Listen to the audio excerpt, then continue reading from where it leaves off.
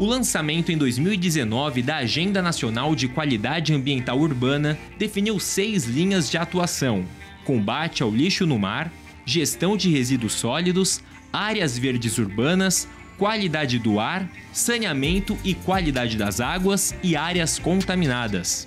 Qual a sua relevância para as áreas rurais? Mais de 100 milhões de brasileiros não têm tratamento de esgoto, 35 milhões não têm acesso à água potável e 36 milhões de toneladas de lixo são descartadas sem destinação adequada todos os anos. Esses problemas afetam as áreas rurais, receptoras de rios poluídos, de muitos depósitos de lixo e de descartes clandestinos. Exigências legais de manutenção de áreas verdes urbanas são raras. Já no setor rural, as exigências de preservação da vegetação nativa, a título de reserva legal ou áreas de preservação permanente, alcançam todos os imóveis rurais. Elas totalizam 2,8 milhões de quilômetros quadrados ou 33,2% do país. O mundo rural mantém programas eficientes de logística reversa e reciclagem, como nas embalagens vazias de insumos agrícolas, e recicla quase 100% dos resíduos animais derivados de estabelecimentos de abate e varejistas. Cerca de 14 milhões de toneladas processadas por ano. Quais as relações entre qualidade ambiental no campo e nas cidades? No que os setores rural e urbano podem colaborar numa agenda de qualidade ambiental? No programa de hoje, o pesquisador Evaristo de Miranda conversa sobre essa temática com André França, engenheiro químico com mestrado e doutorado em Tecnologia de Processos Químicos e Bioquímicos. André França foi secretário nacional de Qualidade Ambiental do Ministério do Meio Ambiente de 2019 a 2022 e responsável por implementar a Agenda Ambiental Urbana no Brasil.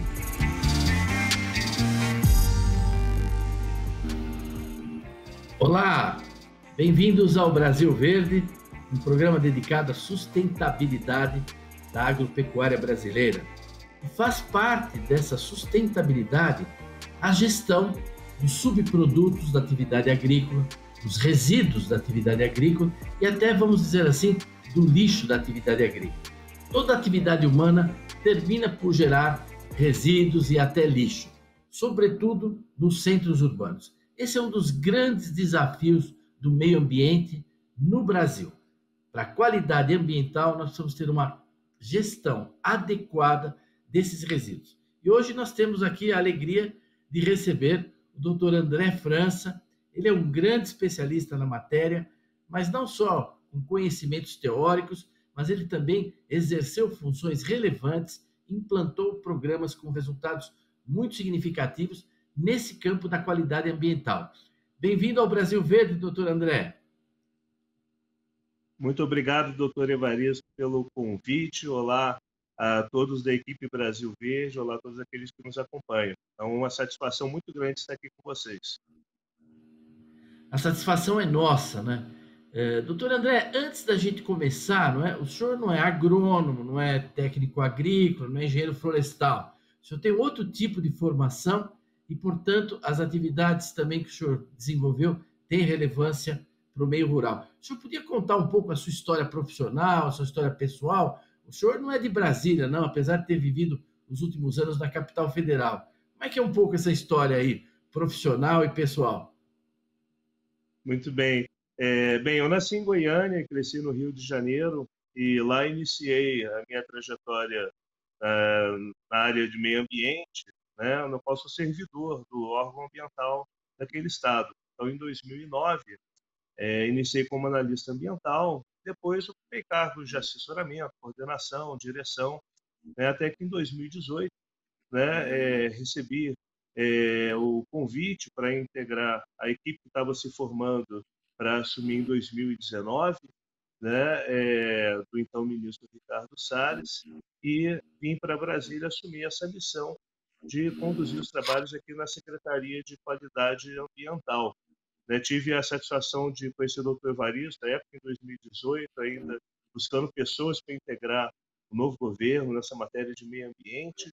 E, a partir de lá, primeiro com o ministro Salles, depois com o ministro Joaquim Leite, tivemos a oportunidade de colocar na pauta uma agenda muito importante, que é o meio ambiente urbano. Muitas vezes as pessoas pensam em meio ambiente como a árvore lá distante, a cachoeira, e esquece que o ser humano faz parte desse meio ambiente. E quando a gente olha a população brasileira, a gente tem 85% das pessoas vivendo nas cidades, e por sua vez representam menos de 1% do território nacional. Então, 85% concentrado em menos de 1% do espaço requer uma política pública específica. E foi feito pela primeira vez, né, uma política voltada para o meio ambiente urbano, chamada Agenda Ambiental Urbana, que reúne temas voltados para o solo, para a água e para o ar nas cidades. Talvez o senhor pudesse, antes da gente entrar na dimensão e na relevância disso também para o mundo rural, e o quanto o mundo rural hoje busca praticar essa economia circular, né, e transformar todos os seus resíduos em matérias-primas para outros produtos, outros subprodutos, coprodutos, etc. Antes da gente entrar nisso, esse programa, não é, trazer a temática ambiental do Brasil, não é só a Amazônia, não é só a queimado, desmatamento, como lá fora se tenta focar muito e até se dirigir recursos. Nós precisamos de muitos recursos para as cidades, né? O senhor podia dar um quadro rápido para nós de quais são os principais programas que vocês levaram adiante? E eu sei também que tudo isso, como todos os rios, deságua no mar, né? E nós temos também desafios, né, na limpeza do litoral, das praias, etc. Conta um pouco para nós, assim, as pessoas que estão nos assistindo são pessoas que estão nas cidades, né? Vivem em graus diferentes, dependendo da região, esses problemas.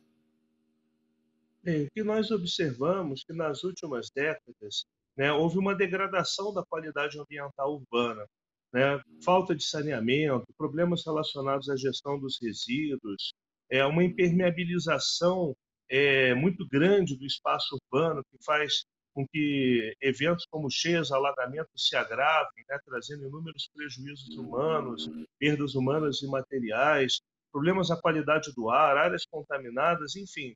As cidades passaram nas últimas décadas por um processo de crescimento muitas vezes não ordenado, não planejado, e isso traz uma degradação da qualidade do meio ambiente que repercute diretamente na saúde, no bem-estar, na qualidade de vida das pessoas. Então, essa agenda ambiental foi pensada de forma a como traçar estratégias com ações concretas para obter resultados tangíveis para melhorar os compartimentos ambientais. Então, por exemplo, para o solo foi pensado como que a gente aumenta as áreas verdes urbanas.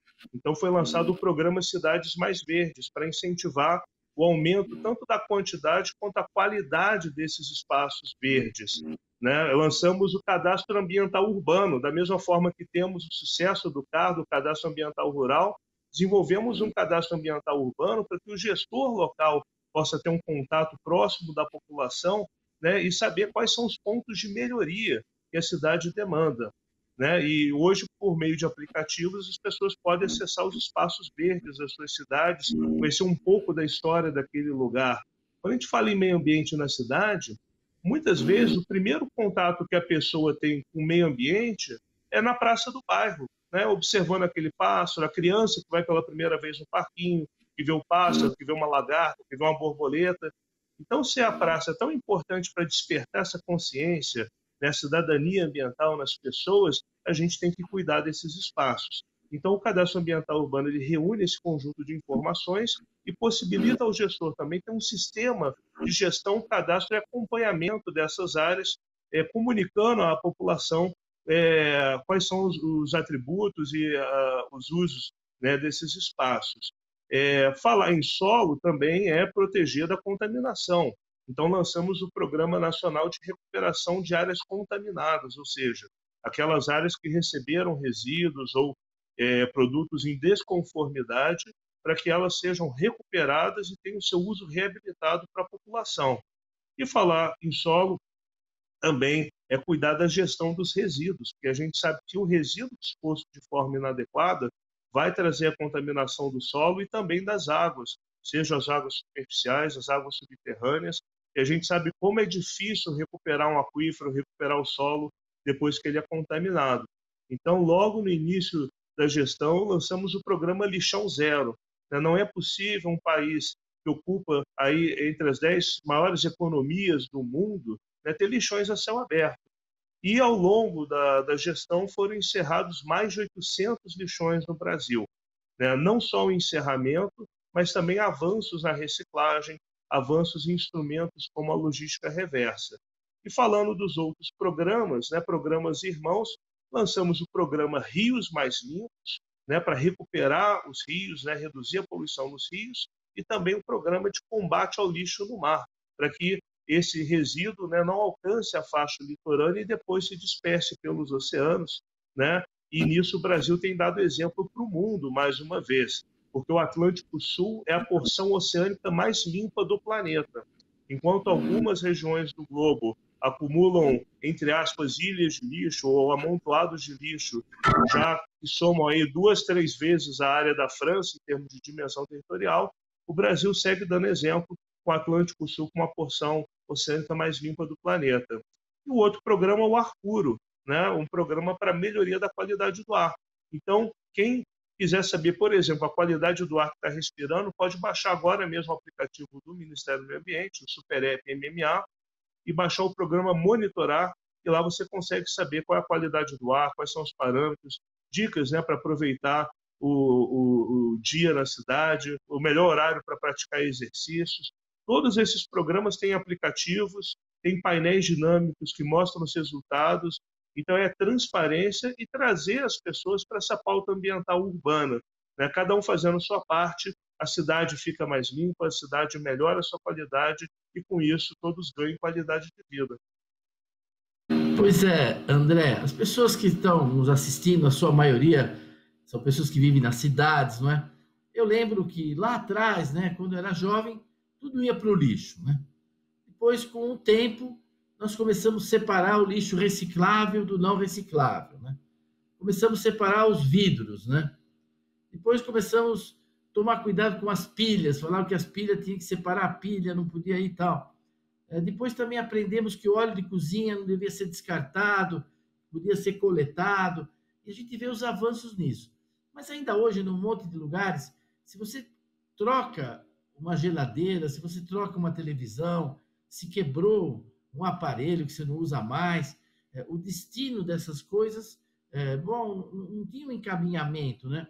Quando você contou aí da logística reversa, você podia explicar um pouco para as pessoas o que é isso e a importância desses programas e como a indústria também se engajou nisso, não é?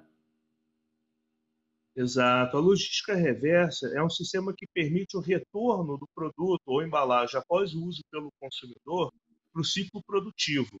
Então, após o uso daquele produto ou daquela embalagem, o consumidor descarta em um ponto adequado, esse material retorna para o ciclo produtivo e isso traz várias vantagens. Criação de empregos verdes, preservação de recursos naturais, evita a poluição e, ao mesmo tempo, também diminui a emissão de gases de efeito estufa e também reduz o consumo de água e energia na indústria. Vou dar o exemplo da lata de alumínio, né? O Brasil é recordista mundial na reciclagem de latas de alumínio. Apenas em 2021 foram 33 bilhões de latas recicladas. A lata feita a partir da sucata de alumínio, ela uma tonelada de sucata equivale a 5 toneladas de bauxita. Então você tem aí a preservação do recurso natural ou a liberação para outro uso, né? Ao mesmo tempo, usar a sucata de alumínio reduz em 70% o consumo de energia na indústria e reduz em 71% a emissão de gases de efeito estufa. Isso só de usar o material reciclável, fora centenas de milhares de empregos gerados no país a partir de uma economia verde, né? Assim como esse exemplo, temos vários outros exemplos bem-sucedidos. Esse número de 2021 foi um recorde mundial, né? O Brasil superou o próprio recorde anterior, que era nosso também. Então, o Brasil, em matéria de reciclagem de alguns materiais, é exemplo para o mundo. Alcançou 98,7% o índice de reciclagem da lata de alumínio. Mas temos outros bons exemplos. Por exemplo, o óleo lubrificante usado, né, que a gente troca aí nos postos, né, nas oficinas. Apenas em 2021, o Brasil coletou e enviou para reciclagem 566 milhões de litros de óleo lubrificante usado. A gente conhece aquela relação que 1 litro de óleo pode poluir até 1 milhão de litros de água, né? Então, imagina a importância de um sistema que recolheu 566 milhões de litros de óleo, né? Quantos trilhões de litros de água foram preservados, né? Tiveram sua qualidade melhorada a partir de um sistema que gera empregos e, ao mesmo tempo, supre aí na casa de 15% a necessidade de importação de óleo básico acabado do exterior. Outro exemplo é a bateria automotiva. O Brasil recicla 16 milhões de baterias automotivas por ano, o que equivale, em termos do seu principal constituinte, que é o chumbo, que é 50% do peso da bateria, cerca de 150 mil toneladas de chumbo reciclados. A gente sabe que o chumbo descartado de forma inadequada contamina o solo e contamina as águas. Então, imagine a importância do sistema que reaproveita 155 mil toneladas de chumbo, né, que de outra forma estariam contaminando o meio ambiente. Um detalhe, o Brasil não tem reservas minerais de chumbo, todo chumbo é importado. Então, isso significa também autonomia, soberania, né, ao mesmo tempo que fecha o ciclo da economia circular. Então, são alguns exemplos que a gente pode dar. O senhor citou o eletroeletrônico. O eletroeletrônico não tinha sistema implantado no Brasil, né? Nós implantamos em 2020. Para você ter ideia, de 2010 a 2018, tinham 70 pontos de descarte adequado de eletroeletrônicos no Brasil. Implantamos o sistema em 2020, o presidente Bolsonaro assinou o decreto, né, que foi levado pelo ministro Salles. Em 2021 começaram a valer as metas. Hoje, passamos de 70 para mais de 4 mil pontos em todo o Brasil e mais de 1.200 toneladas já foram recicladas. Para citar apenas alguns exemplos de sistemas que foram criados ou aperfeiçoados nos últimos anos. Eu vou deixar um link que quem tiver curiosidade de saber de outros materiais, tem pilha, tem lâmpada, pneu e outros materiais, está tudo resumido e explicado.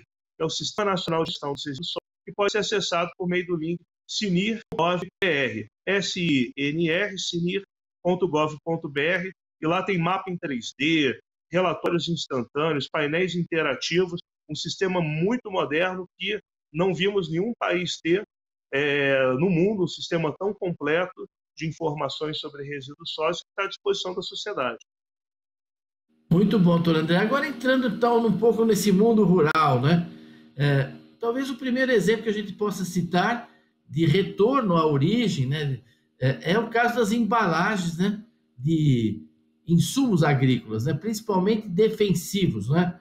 Tem esse trabalho do INPEV. O senhor pode falar um pouquinho disso? Depois, eu queria falar um pouco do tratamento de resíduos na pecuária animal, na cadeia da carne, invocar um pouco para as pessoas terem ideia do quanto isso é fundamental também, né, para todos. É verdade. Bem, eu tive a oportunidade de andar por todo o país, nas 27 unidades da federação, e algo que eu aprendi é como o campo é exemplo de sustentabilidade para as cidades. É como que o campo, muito antes da cidade desenvolver seus primeiros sistemas, né, o agro brasileiro já tinha a consciência da importância, da necessidade de agir de forma a fomentar a economia circular. O exemplo da embalagem de defensivos agrícolas talvez tenha sido o primeiro sistema de logística reversa a ser implantado no país, né, por meio do programa Campo Limpo, administrado pelo INPEV, e é um sistema exitoso. 94% de coleta e reciclagem, alcançou no ano de 2021 53,5 mil toneladas de embalagens recicladas, um recorde histórico no Brasil e também um recorde mundial, né? Para além disso, temos outros sistemas que fazem campanhas itinerantes para que também unidades mais afastadas sejam alcançadas e permita que produtos e embalagens que não tenham mais uso, mais serventia, possam retornar para o seu ciclo produtivo. É extraordinário isso, né? O quanto há ganho nisso, né? E essas embalagens, uma parte volta a ser de novo embalagem, né? E outra parte acaba servindo para conduítes, mangueiras, diversas, gera muito emprego, né? Quer dizer, você realmente tem uma economia circular, até se usa essa expressão, as pessoas falam de reciclagem, de recycling, né? Mas se usa muito esse termo upcycling, né? Não é recycling, é upcycling, traz mais emprego, novas atividades, etc. Cria valor. Agora, exatamente, cria valor. Agora, no caso da carne, né, o Brasil abate por ano quase 40 milhões, varia de ano a ano, né, mas chega perto de 40 milhões de bovinos, né, 35 milhões de suínos. Tudo isso gera uma grande quantidade de resíduo, né, de vísceras, de ossos, enfim, muitas partes não utilizadas desses animais. Antigamente isso era destinado na natureza. Nós abatemos aí mais de 6 bilhões de aves por ano, né? A pena dessas aves era queimada, poluía o ar, era uma coisa horrorosa, se jogava nos rios. Isso mudou completamente, né? Dá para o senhor dar um panorama um pouco do que é hoje a Organização Brasileira na reciclagem animal? Olha, esse assunto é muito interessante. Tive a oportunidade de conhecer as unidades que fazem esse processamento e é, de fato, surpreendente.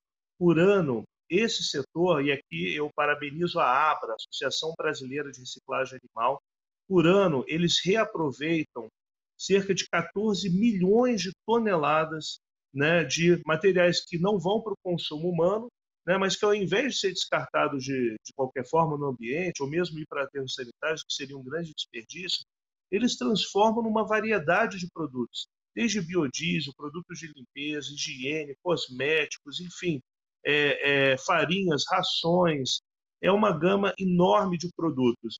E chama atenção quando a gente olha, né, as criações que o senhor citou. Eu tenho aqui uma colinha, né, muita gente não sabe, mas 45% do pescado não serve para o consumo humano, né? E olha a produção de pescado que a gente tem no Brasil. Quando a gente vai para o frango, é 28%, suíno 20%, e o gado bovino 38%. Ou seja, imagina se a gente não aproveitasse essas frações.